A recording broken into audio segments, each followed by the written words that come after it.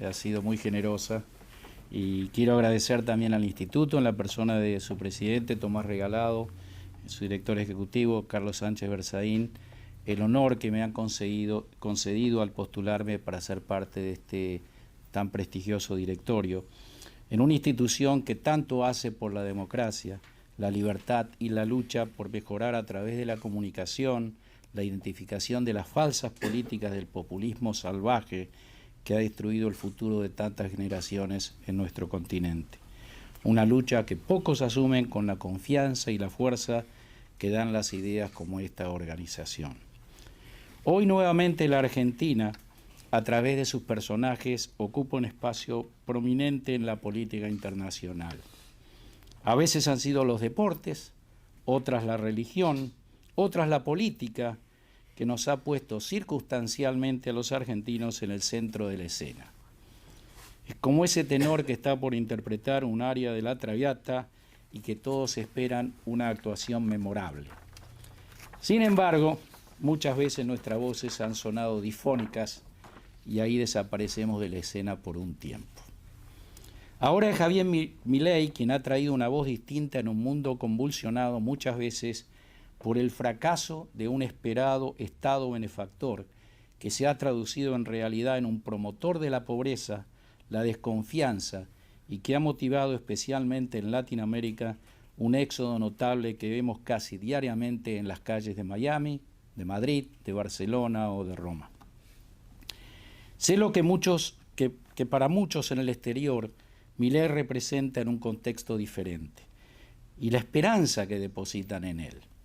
Los argentinos aún hoy, después de 6 meses de gobierno de Javier Milei y con una recesión inédita en el país, con una caída de la actividad superior al 30%, una inflación celebrada del 8% mensual, sostienen aún un apoyo creciente de más del 55% ante el mayor ajuste fiscal, que en las palabras del propio Milei es el mayor en la historia de la humanidad.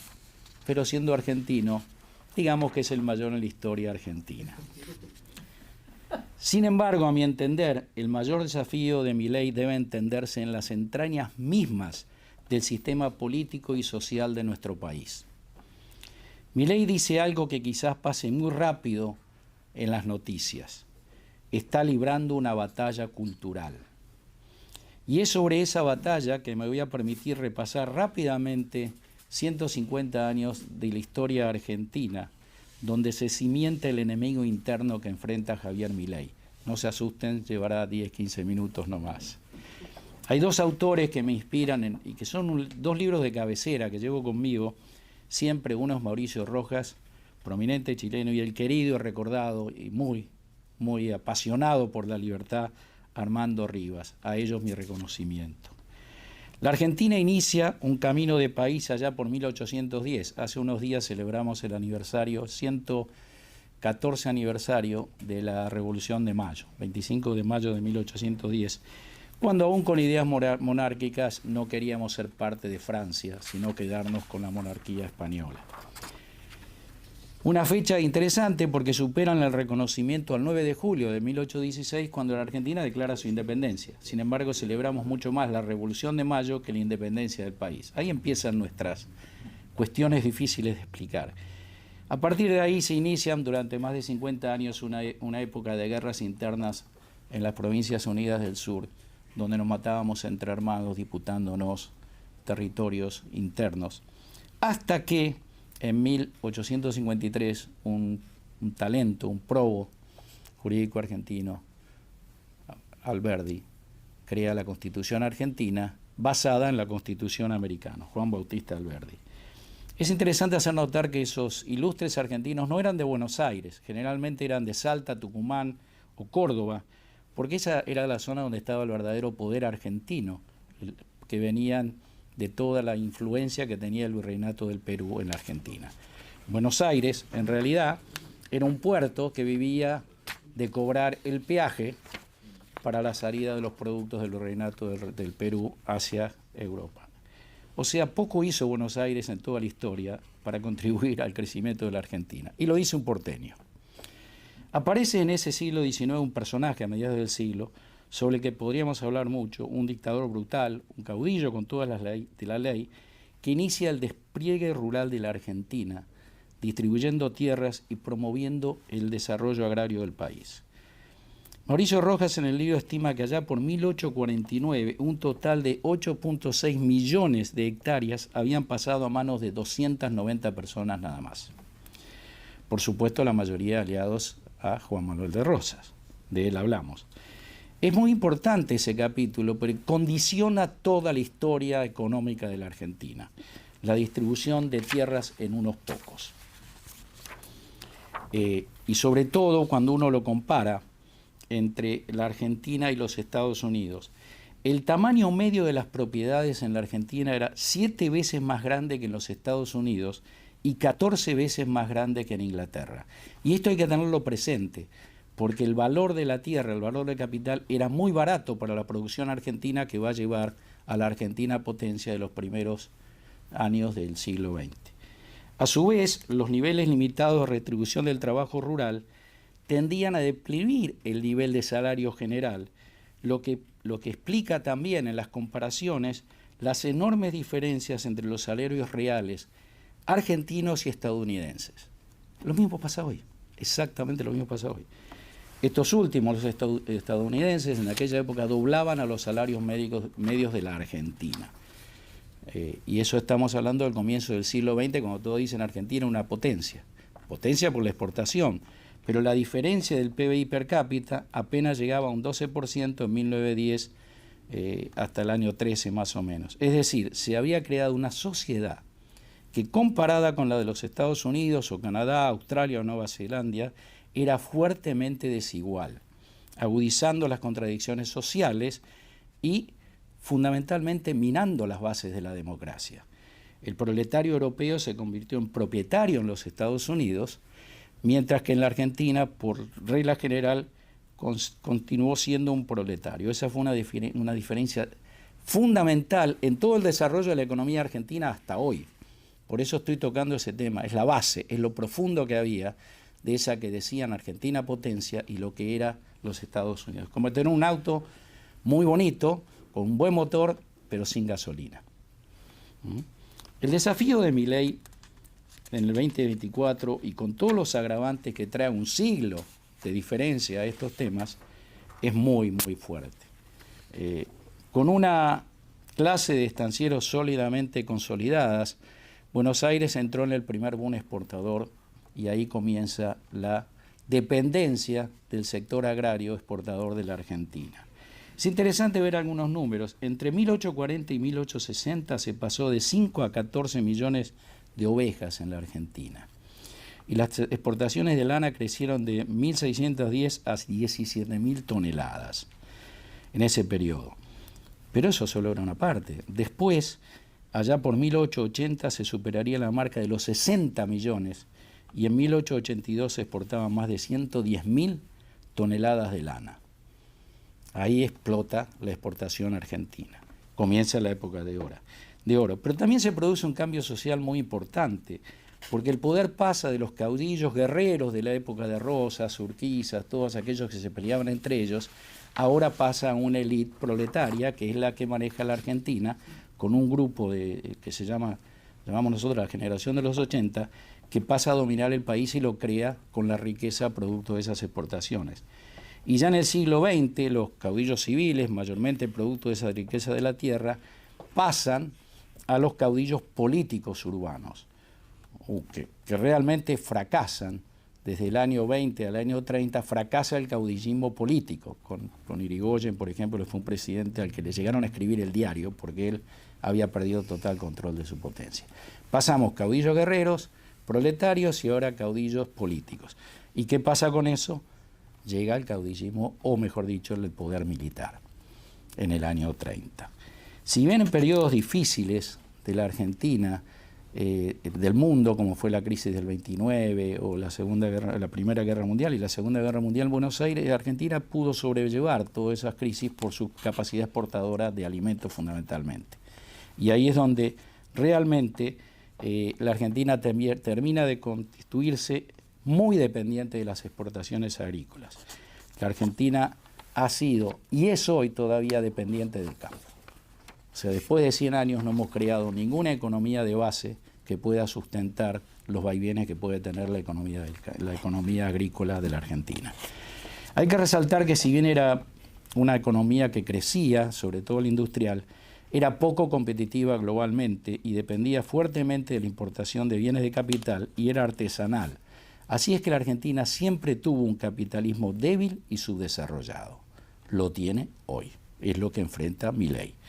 En realidad, cuando uno habla de eso, de 1920, que la Argentina era potencia, la industria argentina, según todos los análisis en materia de productividad y de capacidad y de bienes de capital usados para el desarrollo, estaba, según Mauricio Rojas, 100 años atrasados con respecto a Inglaterra, por ejemplo. O sea, ese mito de la Argentina potencia es bien discutible. Es así que entonces esa distribución de tierra jugó un papel significativo. Y debido también a la restricción del acceso a la tierra, los inmigrantes tendieron a establecerse en las grandes ciudades, particularmente en Buenos Aires. Toda esa inmigración que llegaba con un futuro promisorio, muchos agricultores de Italia, de España, en lugar de convertirse en colonos rurales, se transformaron en personas que viven en Buenos Aires, en los alrededores de Buenos Aires. Así es que solo una cuarta parte de la inmigración que tuvo Argentina se incorporó al sector productivo grande de la Argentina, que era el sector agropecuario en ese momento. Como consecuencia, se hace así un proceso de desarrollo urbano muy acelerado. Y eso crea una industria de servicio y un aparato estatal que absorbe gran parte de la riqueza nacional. Eso sucede hoy. En la actualidad, más del 33% de la población argentina vive en lo que nosotros llamamos conurbano bonaerense, que es Buenos Aires y todos los alrededores.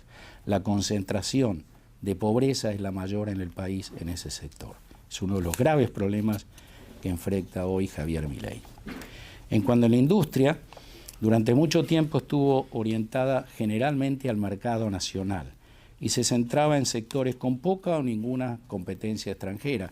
También había un factor como la distancia geográfica. Argentina es un país terminal, se llega a la Argentina, no se transita por la Argentina, es el último país del sur.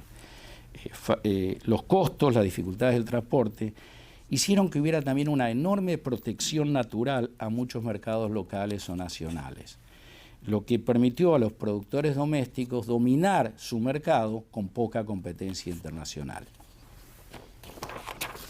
En resumen, la combinación de una distribución desigual de la tierra, la urbanización acelerada y una industria protegida geográficamente han moldeado la estructura económica y demográfica de Argentina de manera profunda y duradera. Todo esto, que se origina ya por el siglo XIX, continúa en el siglo XX, cuando Argentina aspiraba a ser una potencia mundial y que también generó conflictos comerciales con los Estados Unidos, sigue siendo hoy relevante y es el desafío que enfrenta Javier Milei. Los mismos problemas estructurales que existieron durante los últimos 150 años. Por eso cuando lo escuchamos a Javier decir hay que terminar con 100 años de decadencia, es todo esto lo que ha llevado a la Argentina a decadencia. Más de un siglo después, Argentina sigue dependiendo de las exportaciones agropecuarias, actualmente con fuerte énfasis en la soja. La falta de capital impide el desarrollo de una industria moderna y competitiva. Agrego también que la intervención del Estado y el secuestro del capital privado han hecho de que Argentina carezca de ahorro. En Argentina no se ahorra y los capitales o fugan o se esconden. Salvo algunas excepciones notables que ha habido en el transcurso de estos años, la Argentina sigue recurriendo al proteccionismo. Toda la idea de ese proyecto de país que sustituye exportaciones nos llevó a ser una Albania prácticamente en materia comercial. Y de manera similar, como se mendigaban los caudillos del siglo XIX o del siglo XX, hoy los gobernadores provinciales, los presidentes de las compañías estatales, mendigan continuamente ante el gobierno central para subsistir. O sea, hemos cambiado los jugadores, pero el sistema sigue siendo muy similar al que ocurría antes. La dependencia de un Estado central. Milei enfrenta hoy no solo una disyuntiva liberal o progresista, sino enfrenta estos 150 años de historia arraigadas en el corazón y en el alma de todos los argentinos.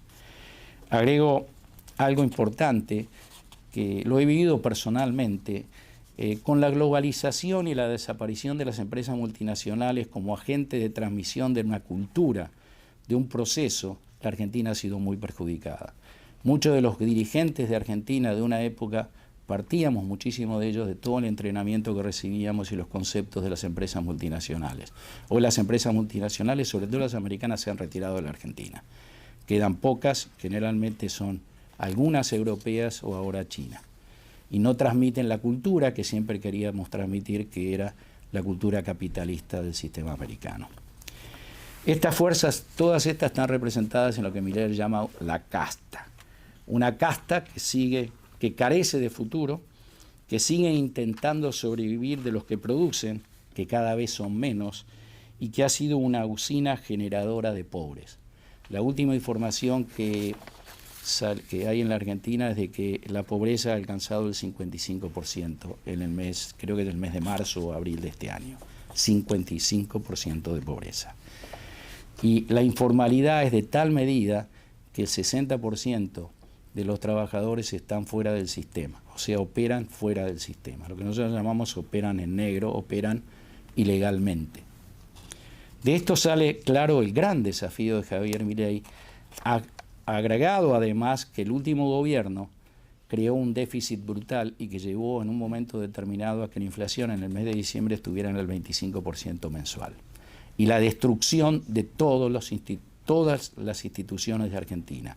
No hay una sola institución que haya sobrevivido al terrible castigo que hizo el kirchnerismo con el Estado argentino. Su destrucción y su penetración política, porque la política en la Argentina se financia por el Estado.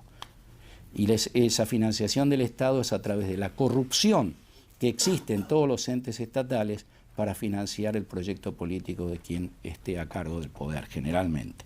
Y eso es válido para todos. Entonces, ¿qué le pasa a Milei? Es claro que ella es un outsider y ha decidido dar esta batalla cultural. Como dar una batalla cultural en este siglo y con la tecnología, las redes, es algo para nosotros a veces difícil de comprender, porque es un mundo diferente.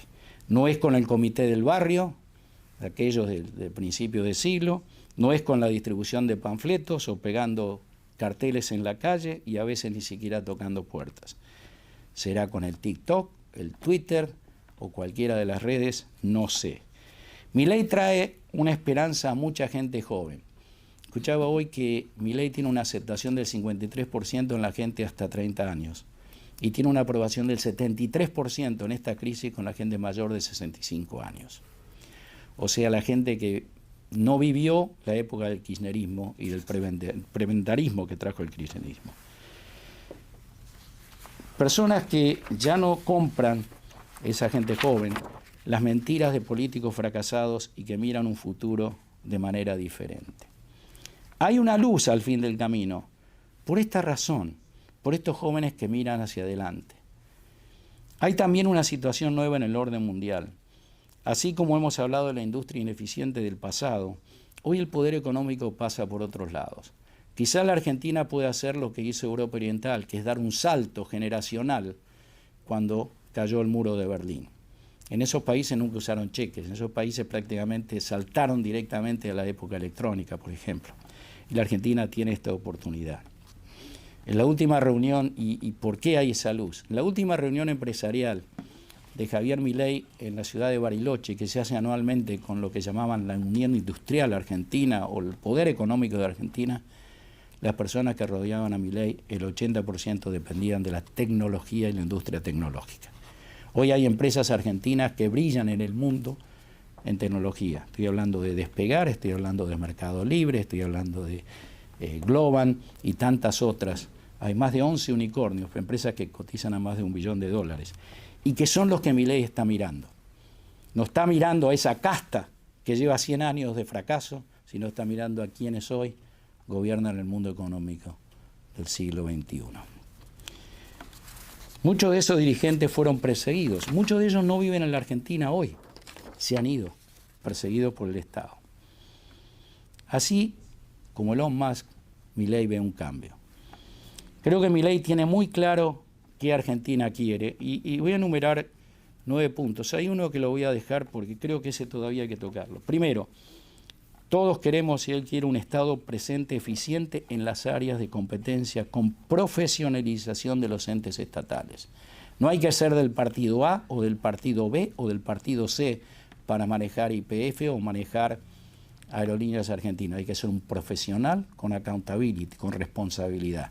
Hay que terminar con la politización de las instituciones del gobierno. El Estado debe ser profesionalizado. Autonomía y responsabilidad en la población de las provincias y municipios. Autonomía financiera y responsabilidad fiscal. Los municipios se han sostenido gastando indebidamente gracias a la contribución del Estado Nacional. Generalmente ahí es donde estaba el amiguismo, se le daba al amigo de turno o al político de turno, y así las provincias han dejado de ser autónomas, con algunas excepciones. Córdoba es un ejemplo, Mendoza es otro, pero la mayoría de las provincias siempre terminan mendigando al poder central.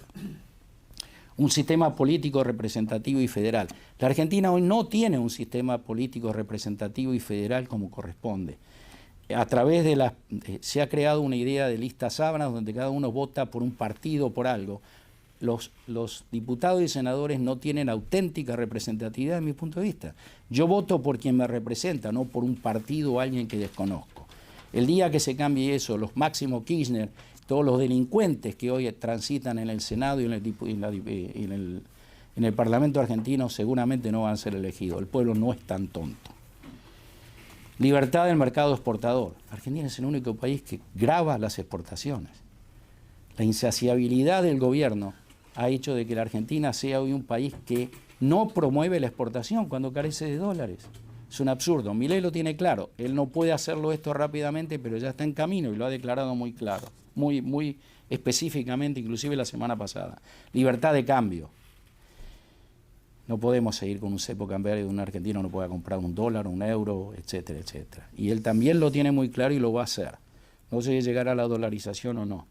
Terminar con una legislación laboral hiperimida, obsoleta, que hace que cada vez haya menos trabajadores en el sistema. Y eso hace que esos trabajadores no tengan derechos sociales, no tengan servicios médicos, no tengan nada. 60% está fuera del sistema. Fomentar el ahorro y la creación del mercado de capitales, porque cuando el Estado chupa todos los fondos, deja al sector privado sin posibilidad de financiamiento. Por primera vez volvió en el mes pasado en Argentina una intención de dar préstamos hipotecarios. Yo estaba totalmente fuera del sistema, aún con la inflación. Terminar con la política letal de sustitución de exportaciones. Terminemos con lo que la CEPAL, Previs venían hablando hace 50 años, de tener un continente sustituyendo importaciones. Tenemos que exportar, tenemos que trabajar para ser partícipes del mercado mundial. Y un tema que él lo ha dicho ahora con más claridad es convertir a la Argentina en un gran parque tecnológico. Por eso hoy precisamente está reunido en Los Ángeles con Apple, con Amazon, etcétera, etcétera. Y yo creo que eso es algo maravilloso. Me gustaría que haya un enfoque más crudo de la Argentina sobre la intervención del Estado y la idea de libertad. Hoy el argentino no tiene total libertad. El argentino no puede comprar un auto si no declara ante el Estado de dónde le provienen los fondos. El argentino que vive en el exterior no puede vender una propiedad si no declara ante el Estado qué hizo con la propiedad durante 5 o 6 años. Llegó un momento que un supermercado, cuando uno compraba más de X cantidad de dólares, $200, el supermercado tenía que mandar un informe al Estado argentino. El argentino vive, me lo decía un argentino ahora, y muy serio, veo las caras de sorpresa, me lo decía un argentino, vivimos justificándonos continuamente. Por eso dicen que hay $200 millones abajo del colchón.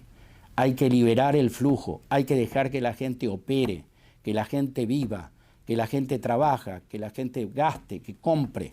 Después veremos cómo se solucionan los problemas tributarios. Pero el argentino hoy vive, y lo vemos en la actitud de los argentinos cuando vienen acá, se sienten liberados porque pueden llegar a un lugar y comprar un auto y llevárselo. Eso no se puede hacer en la Argentina. Entonces, Creo que tenemos una gran oportunidad, no es siguiendo los pasos del fracaso, no es un problema de dólar o peso, es un problema mucho más profundo, espero haberlo explicado.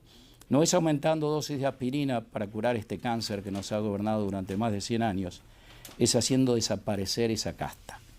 Es despertar a un pueblo que entienda la realidad, que defina un futuro diferente. Y es hasta no una cuestión ideológica, es casi matemática. Sin competitividad tecnológica, sin ahorro, sin instituciones serias, no hay futuro. Milei lo tiene claro, es un outsider. Viene a romper un esquema que nos ha llevado al fracaso. Su lucha debe ser nuestra lucha. Sinceramente, la Argentina cuando lo intentó fracasó por muy poco tiempo porque no fue disruptiva. Milei es disruptiva. Yo tengo fe. Y si para eso hay que cantar rock en el Luna Park, o hay que salir, como dice Milei, gritando viva la libertad, carajo, que así sea porque el país y los argentinos nos merecemos un destino mejor. Muchas gracias.